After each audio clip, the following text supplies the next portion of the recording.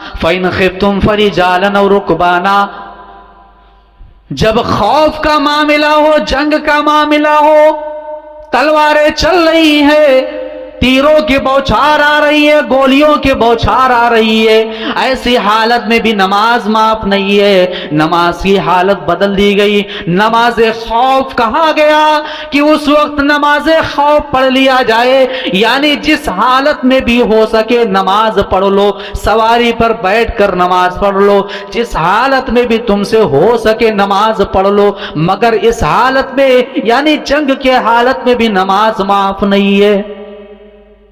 غور کریے آپ،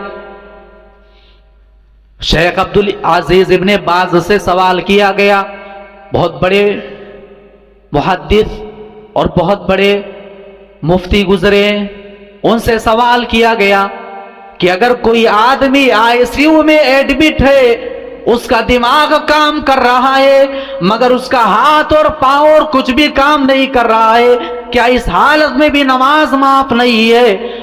انہوں نے ایک جواب دیا، نہیں، اس حالت میں بھی نماز معاف نہیں ہے۔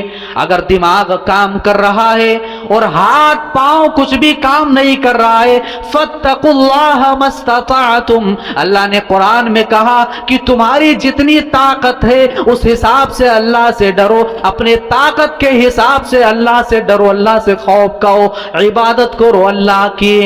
آنکھوں کے اشارے سے وہ نماز پڑھے گا، اللہ اکبر، اور گھوم رہا ہے کھلے عام، ہاتھ کام کر رہا ہے، پاؤں کام کر رہا ہے، سب کچھ کام کر رہا ہے، کھلے عام گھوم رہا ہے، نماز نہیں پڑھ رہا ہے۔ ایسے آدمی کا حال کیا ہوگا کل قیامت کے دن؟ وہ ذرا اپنے انجام کو دیکھے۔ آج حالات کیا ہیں سماج اور معاشرے کے اندر؟ بے نمازی گھوم رہے ہیں، سب کچھ کام کر رہا ہے، کوئی شرعی عذر نہیں ہے۔ شرم آنی چاہیے ہمیں، ہم مسلمان کس بات کے ہیں میرے بھائیو؟